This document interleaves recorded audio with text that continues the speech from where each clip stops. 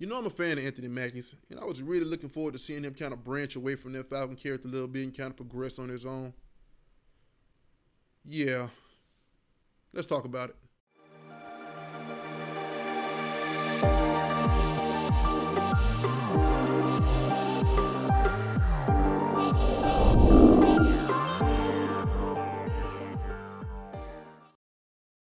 Outside the wire.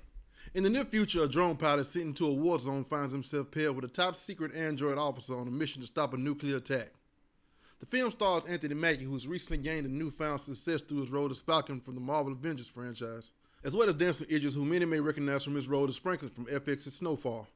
Directed by Mikael Hellstrom, whose most noteworthy film to date I think is 1408, starring John Cusack and Samuel L. Jackson. The lead of the film, Harper, played by Idris, is sent to a U.S. base in Ukraine after he jumps the gun and deploys a missile from a drone on a suspected but not yet confirmed enemy. In doing so, he kills 2 men, but he saves the lives of a few others. And he's very cold and nonchalant about it. He gives off a self-entitled, almost cocky vibe when referring to the situation. Like, damn what the order said. This was the right call, so I made it. And Harper, being a drone pilot, never has any face-to-face conflict. He mostly does his damage from afar.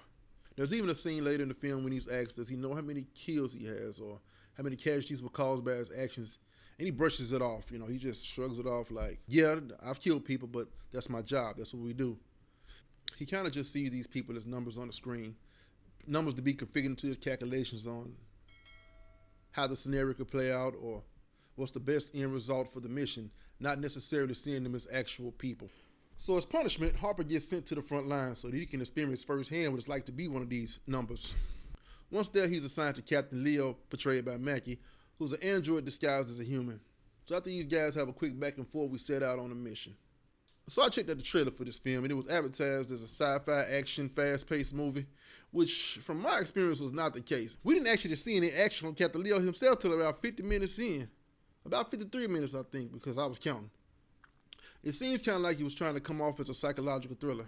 Like the movie really wants you to compare the two ideologies of both characters, kind of like an android computer point of view versus a human point of view, the way both sides put things into perspective in certain situations.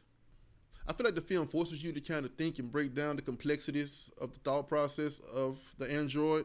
I'd say the first half of the film where they were together was pretty much just dialogue back and forth almost. You had a little hint of action here and there, but it's mostly just dialogue between the two characters. At times I even got training advice from it a little bit. There's scenes in the film where they're in a convoy riding and just conversing, and it really gave me a scene of like Denzel talking to Ethan Hawke vibes from Training Day. Kind of like he was breaking him in on the first day of the job, you know what I mean? Hell, he even calls him Rookie a few times throughout the movie. Not to say that we didn't get any action. I mean, once Captain Leo really broke loose and started going in, it was pretty impressive. Mackie's portrayal of the character itself is by no means a problem in this movie. I was very impressed by Anthony Mackie's fighting ability and his stunt work in the film. I'm not sure if he does his own stunts, but it looked like he did, so I guess that's the point of it all, right? I could definitely see him in a Jason Bourne type scenario, you know, guns, hand-to-hand combat, mission, stealth, all that stuff. I think it'd be a good look for him in the future if he can get another look at an opportunity like this to headline a film. This film definitely showed a bit of his range because he was starting to get boxed in as the Falcon character pretty much in my mind. I mean, every time you think about Anthony Mackie, you think about Falcon, you know. I was also pretty impressed with Idris' acting ability. I've never seen Snowfall, so I'm not familiar with his work in particular, but just through this film alone, I was pretty much impressed with his abilities as an actor.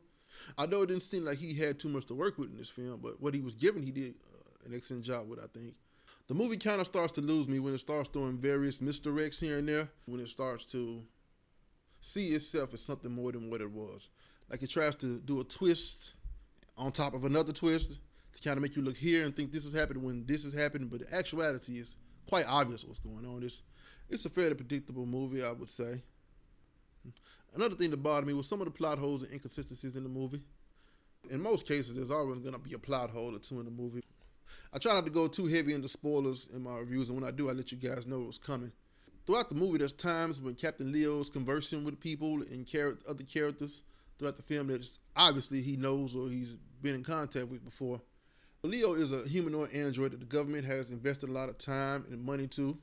So as their investment, of course, they're keeping a tight watch on him, trying to get an understanding for how he behaves and what he is and how he acts. With that being said, some of the timelines didn't match up. I was able to be out and about getting this done or setting this up. I mean, the government was supposed to be tracking him and keeping tabs on him at all times. So how was you able to get over here and do this? Or how were you get over here to set this up? Or how were you able to meet this person or that person and investigate this all under the government's watchful eye? So that part really didn't add up for me.